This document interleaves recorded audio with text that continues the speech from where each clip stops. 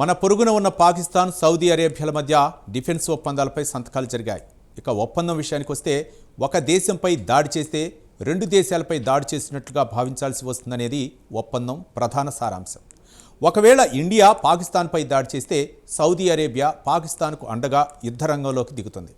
ఒకవేళ సౌదీ అరేబియాపై ఇటు ఇజ్రాయెల్ కానీ అటు యమన్కు చెందిన హౌతీలు దాడి చేస్తే పాకిస్తాన్ తన సైనికుల్ని సౌదీ అరేబియాకు మద్దతుగా పంపించాల్సి వస్తుంది. ఇక పాకిస్తాన్ మాత్రం ఈ ఒప్పందం తర్వాత ఖుషీగా ఉంది. ఇండియా దాడి చేస్తే తనకు ప్రపంచంలోనే అత్యంత సంపన్నమైన దేశం సౌదీ అరేబియా అండగా ఉంటుందని ఇండియాపై ప్రతీకారం తీర్చుకోవచ్చునని భావిస్తుంది. మరి ఇండియా పాకిస్తాన్ల మధ్య యుద్ధం జరిగితే నిజంగానే సౌదీ అరేబియా జోక్యం చేసుకుంటుందా? ఈ ప్రత్యేక కథనంలో తాజా ఒప్పందం గురించి తెలుసుకుందాం.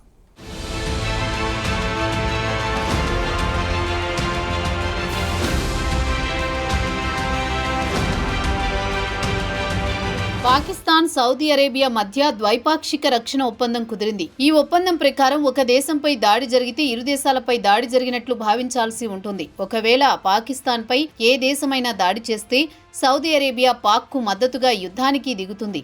అలాగే సౌదీ అరేబియాపై ఏ దేశమైనా దాడికి దిగితే పాకిస్తాన్ అండగా యుద్ధానికి దిగుతుంది. ఇది డిఫెన్స్ అగ్రిమెంట్ ఒప్పందం. ఈ ఒప్పందం తర్వాత పాకిస్తాన్ మీడియాలో ఇక ఇండియా అంతు చూడవచ్చునని, ప్రపంచంలోనే అత్యంత సంపన్న దేశం సౌదీ అరేబియా తమకు అండగా ఉంటుంది అని, ఇప్పటికే చైనా, తుర్కియాలు పాకిస్తాన్కు అండగా ఉన్నాయి. వాటికి జతగా సౌదీ అరేబియా కూడా వచ్చి చేరింది. తాజా పరిణామాల తర్వాత ఇండియాకు కంటి మీద కునుకు కరువైందని పాకిస్తాన్ మీడియాలో పెద్ద ఎత్తున కథనాలు వెలువడుతున్నాయి. ఒకవేళ ఇండియా పాకిస్తాన్ మధ్య యుద్ధం జరిగితే నిజంగానే సౌదీ పాకిస్తాన్కు అండగా యుద్ధరంగంలోకి దిగుతుందా అంటే నిపుణులు మాత్రం సౌదీ అరేబియా పాకిస్తాన్కు పక్కాగా హ్యాండ్ ఇస్తుందని చెబుతున్నారు. Saudi crown prince Mohammed bin Salman లేదా ఎంబీసీ ఇండియాకు అత్యంత సన్నిహితంగా ఉంటాడు. ప్రస్తుతమైన పాకిస్తాన్ కంటే కూడా ఇండియాకి అత్యధిక ప్రాధాన్యమిస్తాడని చెబుతున్నారు.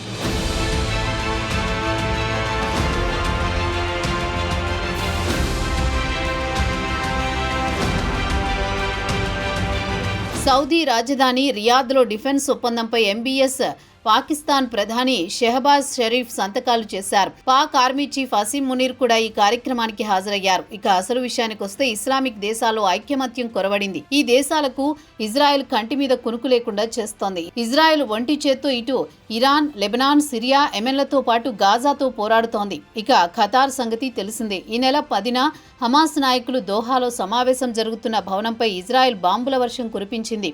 పలువురు హమాస్ నాయకులు చనిపోయారన్న వార్తలొస్తున్నాయి. అయితే గత బుధవారం నాడు హమాస్ నాయకుడు ఘాజీ మహమ్మద్ ఒక్కరే బహిరంగంగా బయటకొచ్చి ఇజ్రాయెల్ దాడి గురించి మీడియా సమావేశం పెట్టి మరీ చెప్పాడు.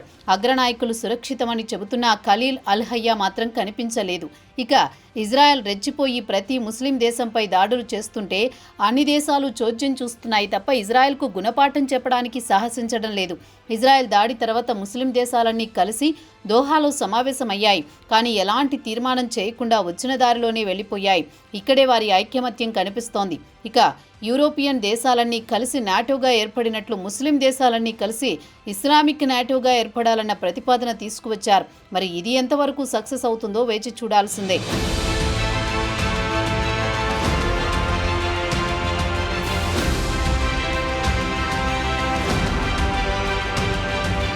ఇక తాజాగా సౌదీ పాకిస్తాన్ ఒప్పందం తర్వాత ఇండియా పాకిస్తాన్ యుద్ధం జరిగితే సౌదీ అరేబియా రంగంలోకి దిగుతుందా అన్న చర్చలు జోరందుకున్నాయి. ఒకవేళ ఇరు దేశాల మధ్య మరో యుద్ధం జరిగితే పాకిస్తాన్ ఓడిపోయే పరిస్థితి ఏర్పడితే Royal Saudi Air Force F-15S Eurofighter టైఫూన్ను ఇస్లామాబాద్కు పంపుతుందని పాకిస్తాన్ కలలు కంటుంది. అయితే ఇరు దేశాల మధ్య డిఫెన్స్ ఒప్పందంలో భాగంగా పాకిస్తాన్కు యుద్ధ విమానాలను పంపాలని ఉన్నా వాస్తవానికి సౌదీ మాత్రం ఇండియాపై యుద్ధం జరిగితే తమ యుద్ధ విమానాల పంపవద్దని మిలిటరీ అనలిస్టులు అభిప్రాయపడుతున్నారు. అయితే సౌదీ అరేబియా ఇండియా కంటే ముందు ఇజ్రాయెల్ దాడి చేస్తే పాకిస్తాన్ను పావుగా వాడుకోవాలనుకుంటోందన్న టాక్ బలంగా వినిపిస్తోంది. అయితే బుధవారం నాడు సౌదీ, పాకిస్తాన్ మధ్య స్ట్రాటజిక్ మ్యూచువల్ డిఫెన్స్ అగ్రిమెంట్ కుదిరింది. అయితే ఒప్పందంలో వర్డింగ్ మాత్రం చాలా మందికి ఆశ్చర్యం కలిగించింది. ఏదైనా ఒక దేశంపై దాడి చేస్తే ఇరు దేశాలపై దాడి చేసినట్లు భావించాల్సి ఉంటుందని ఉంది. అయితే పక్కాగా ఏ దేశం అని మాత్రం స్పష్టత లేదు. నాటో స్టైల్లో డిఫెన్స్ ఒప్పందం కుదిరింది. అయితే వర్డింగ్లో మాత్రం attack on one, attack on both అని రాసుకున్నారు. దీంతో ఇస్లామాబాద్ అతి పెద్ద దౌత్యపరమైన విజయం సాధించామని పొంగిపోతోంది. ఇంకేముంది, ఇండియాపై దాడి చేసే సౌదీ అరేబియా తమకు అండగా ఉంటుందని పాక్ ఉబ్బితబ్బిబ్బైపోతోంది.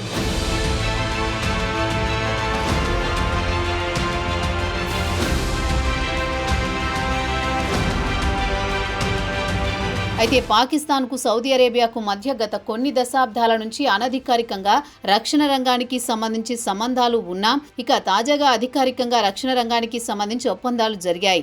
అయితే గత కొన్ని సంవత్సరాల నుంచి ఇరు దేశాల మధ్య సంబంధాలు అంతంత మాత్రంగానే ఉన్నాయి. తాజాగా కుదిరిన ఒప్పందాల వల్ల సంబంధాలు మెరుగుపడినా పడవచ్చు. ఇక డిఫెన్స్ రంగానికి చెందిన నిపుణుల అంచనా ప్రకారం ఒకవేళ ఇండియా పాకిస్తాన్ మధ్య యుద్ధం జరిగితే సౌదీ అరేబియా జోక్యం చేసుకునే అవకాశాలు కనిపించడం లేదు.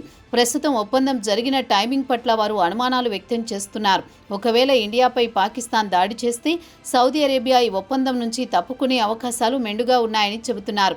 ఎందుకంటే గతంతో పోల్చుకుంటే ప్రస్తుతం ఇండియాతో సౌదీకి సంబంధాలు బలంగా ఉన్నాయి. ఇక మరో అంశం ఏంటంటే ఒప్పందంలో ఎక్కడా ఇండియాపై దాడి చేస్తే తాము జోక్యం చేసుకుంటామని లేదు. ప్రస్తుతం ఇండియాతో సంబంధాలు బలంగా ఉన్నాయి. ఈ సంబంధాలు మరింత బలోపేతం చేసుకోవాలనుకుంటోంది సౌదీ. సౌదీ అరేబియాకు చెందిన సీనియర్ అధికారి రాయిటర్స్ వార్తా సంస్థకు ఈ విషయం తెలిపారు.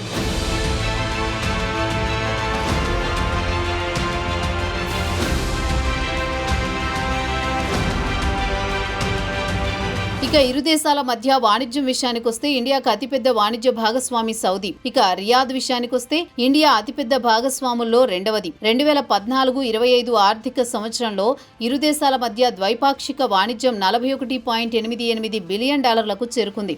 ఇరు దేశాల మధ్య ఆర్థిక పరమైన సాంస్కృతిక పరమైన సంబంధాలు ఇటీవల కాలంలో బాగా బలపడ్డాయి.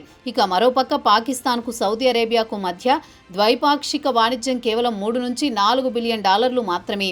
దీన్ని బట్టి చూస్తే సౌదీ అరేబియా తన వ్యాపార ప్రయోజనాలను దృష్టిలో ఉంచుకొని ఇండియాతో శత్రుత్వం పెంచుకోదని చెబుతున్నారు. ఇక ఒప్పందంపై ఇండియా ఆచితూచి కామెంట్ చేసింది. ఒప్పందం గురించి స్పందిస్తూ దీర్ఘకాలంగా అనధికారికంగా ఉన్న సంబంధాలను అధికారికంగా కుదుర్చుకున్నాయని కామెంట్ చేసింది.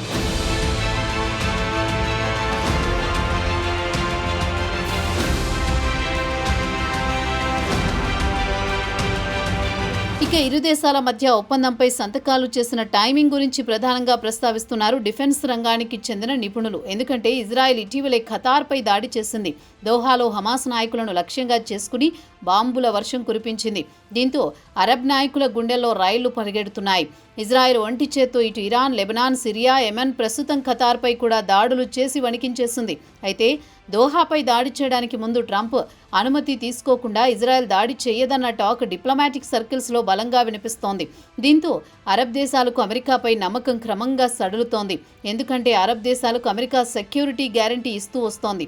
ఇక మిడిల్ ఈస్టులో ఇజ్రాయిల్ ఒక్కటే అణ్వాయుధాలు కలిగిన దేశం. దీంతో సౌదీ అరేబియా పాకిస్తాన్తో ఒప్పందం కుదుర్చుకుంది. ఎందుకంటే పాకిస్తాన్ వద్ద కూడా అణ్వాయుధాలు ఉన్నాయి. అవసరం అనుకుంటే పాకిస్తాన్ సాయం తీసుకోవచ్చునని సౌదీ అరేబియా భావించి ఉండవచ్చు.